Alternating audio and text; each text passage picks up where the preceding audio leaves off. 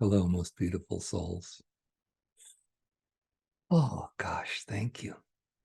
Just thank you for your being. Thank you for your presence on earth. Thank you for your attendance to this video. All those energetics we are enjoying in this moment. And if you do not hear it enough, you are magnificent. You are amazing. So thank you just for you being. Today, we wish to speak to you about the comedy of enlightenment. The channel Peter had a very interesting experience happen, and he wanted us to speak about it. So first we will tell what happened, and then we will give you some insight to accept that you're not going to apply social norms anymore. You're just simply going into the path of your own drum, quite literally marching to your own drummer. Yes. So all the things you grew up with how to run in your pack, it's not going to apply anymore. Especially all the social norms from social media and TV and mass media. Oh my gosh, those have really been used to keep you in line, and they're going to dissipate as well as you move into your enlightenment, as you ascend. So, the channel Peter recently had an experience where he was given enlightenment. It came in the form of a liquid that a friend of his had placed in front of a sacred altar and used the consciousness of that great being to transfer a period of enlightenment so you could feel what it's like. He had this experience. It was quite nice for a few hours. He was like, oh my gosh, quiet mind, just observing. And it was wonderful. Now, he's had this experience several times. The longest time it ever was for 2.5 hours, perhaps, when he was paddling on a lake on a paddleboard. It was just so wonderful because he was just so connected to all of nature during that time. So he was excited that this was happening in his life. He then proceeds to go on a vacation with his wife to visit his wife's family. And he has 9 days he's with them. And for the first 7 days, he was in an enlightened state. For days, not just hours, for days, because it's starting to settle. It's going to settle on all of you as you do your seeking.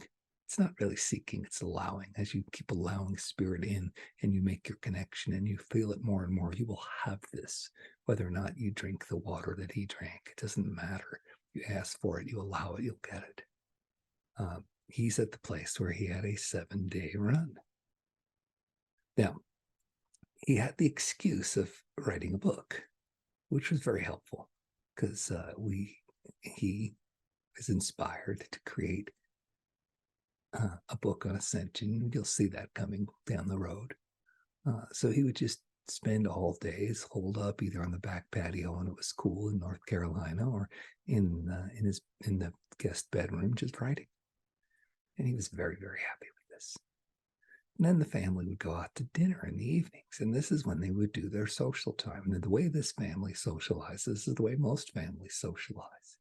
They laugh and they talk about their day and whatever crosses their mind, and they just interact and have fun and eat. Well, he was in observer mode while this was happening. So he likened it to a British comedy when his wife told him about it. He's like, oh, they're all interacting and being social and everything. And he's just standing there or sitting there at the table going, because he's just in awe of everything. He was in the observer state. He could hear their words.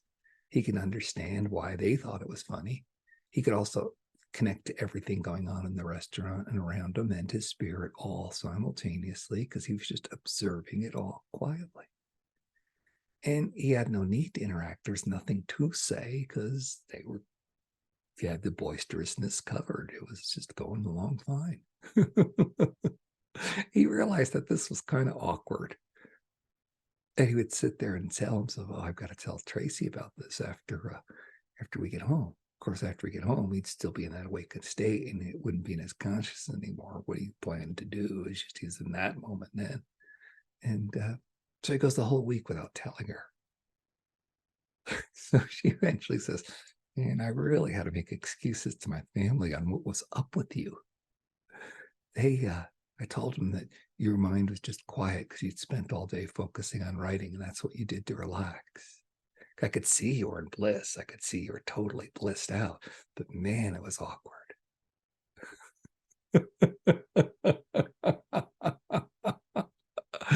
And that's what we want to address today. You're going to move into places that are not in the realms that are socially acceptable for most people.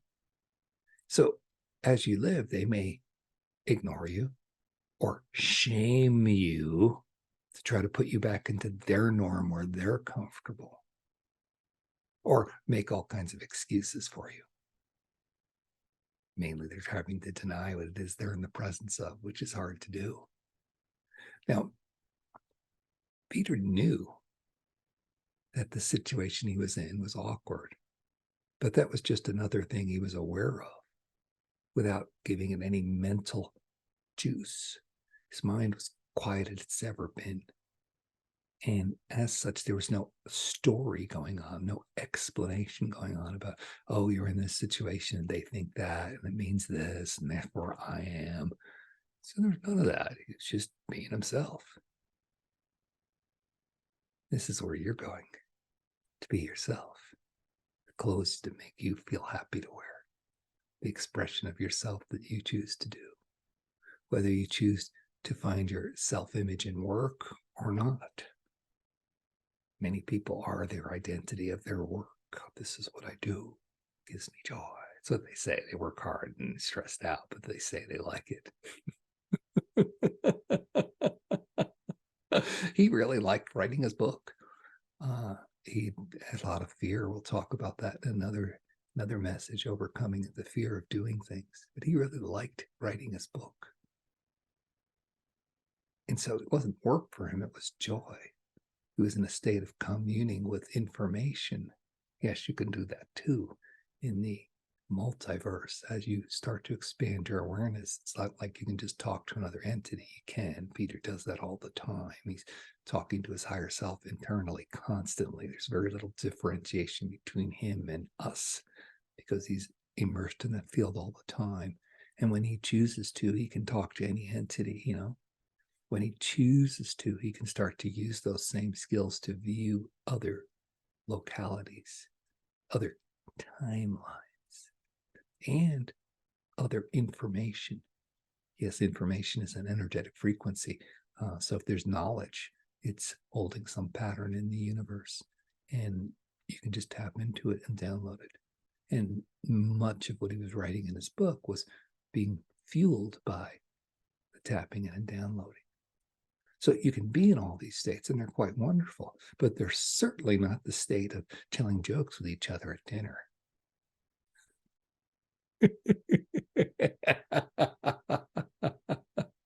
So there's no right or wrong going on. It's just how you're choosing to interact, and are you subscribing to social norms? That's the biggest thing. Oh, I can't do this because what will people think? Well, they're going to think you're crazy. They're going to burn you at the stake if it was 200 years ago. I mean, if it wasn't that long ago, we were still killing witches. And you've had past life where that's happened to you. You would not be at this level of ascension, and this level of awareness if you didn't start to access your lives where that had happened. So, of course, deeply fearful. Well, I can't be sticking out. They'll hunt me down. They'll cut me down. Those are all the cues that you need. There's something to process. Remember that message we gave you every week? Clear, clear, clear, clear. Well, yeah, when you feel that, this is not right, then that's the cue that you have something to process. So you go in and you clear it, and then you're in that state. And so the desire to follow social norms will start to fall away.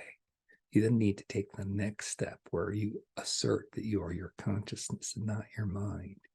And so when your mind tries to seize back control and feed you doubt and tell you you've got to follow these social norms, right? You'll fit in, you'll be safer, right?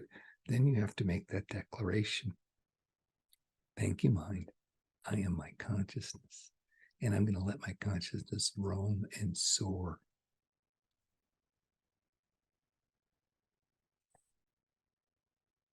See, that's what sovereignty is all about. Lots of stuff in the health freedom movement and in all the different rights, whether it's this ethnic group rights or this sexual expression group rights or, whatever it is, all these rights are always about, hey, recognize me, be me. I want to just be me. I don't need to follow your rules. Now, that's beautiful. All of that is beautiful. And the next step is, can you take it to where you're the individual doing that rather than doing it together in a group because there's safety in numbers? That's the sign that you fully are in your place of power. See, you're always in your place of power. You just don't choose to use it. We tell the stories of I'm weak, I'm scared, or we distance ourselves because our minds are so busy and we haven't put any effort into calming them and quieting them so we can actually feel the grandeur of the presence. Yeah.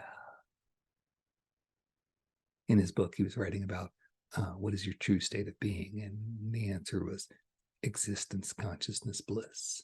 I am existence, consciousness, bliss. I am existence, consciousness, bliss. So you're going to start to notice as you ascend these moments of causeless joy, joy for no reason. Well, the reason is you're just existing without putting an overlay on it, without telling a story around it. So you're in these moments of causeless joy because you're in the moments of simply existing as a consciousness, and therefore it's blissful. So you may be at a restaurant looking like this. Well, everything just kind of floats around you and you're aware of all of it, but it doesn't really matter.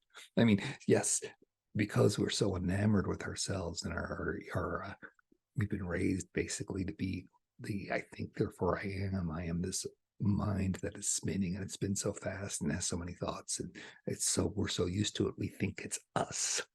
Okay. So, and so if you're at dinner and you're just chattering away and, oh, this is the latest thing that my mind flashed through. Oh, I must tell you because it flashed through my mind. That's why it's so important because it represents me because it was in my mind.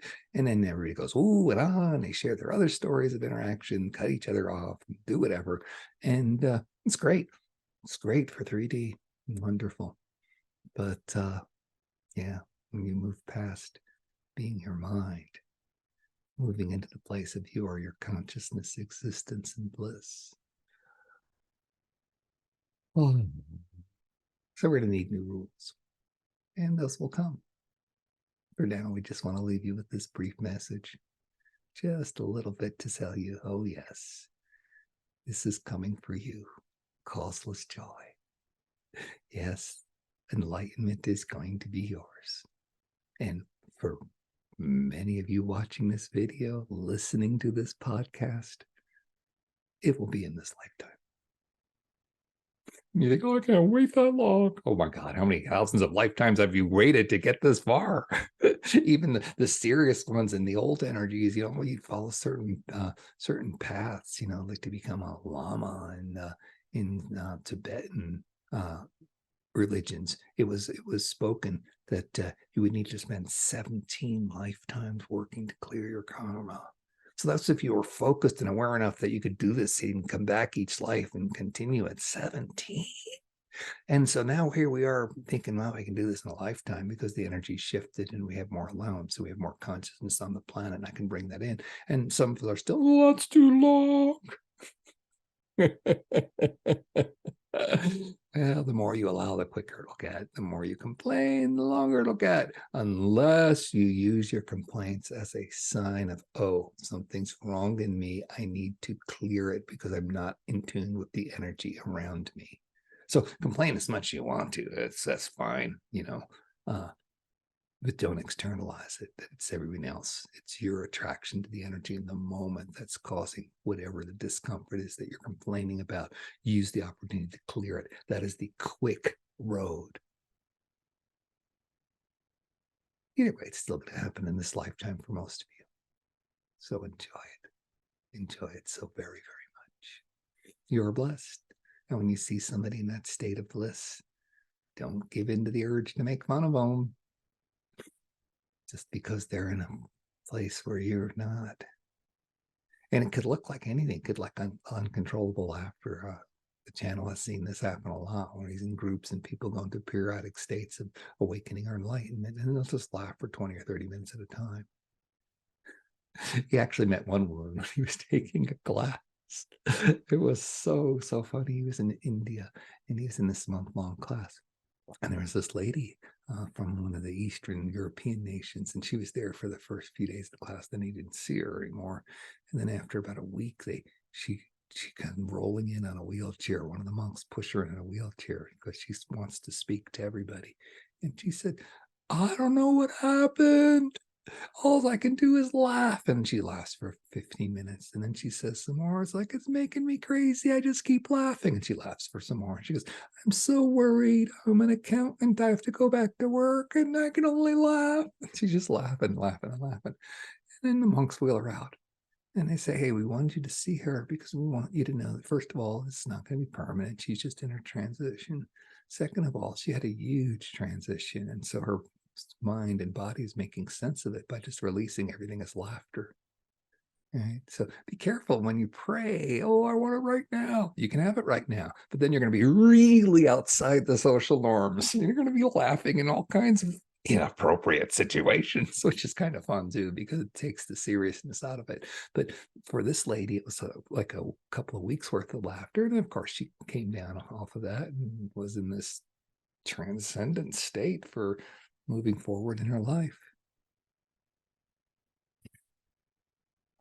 So yes, you can go back to your old job. Of course you can. You'll just do it differently. You'll just be it differently. Yeah, it was a beautiful thing to watch this woman laugh. It'd be you. So when you think, "Oh, they're crazy," yes, they are. All their social norms have been lifted, and that gave them the ability to be enlightened.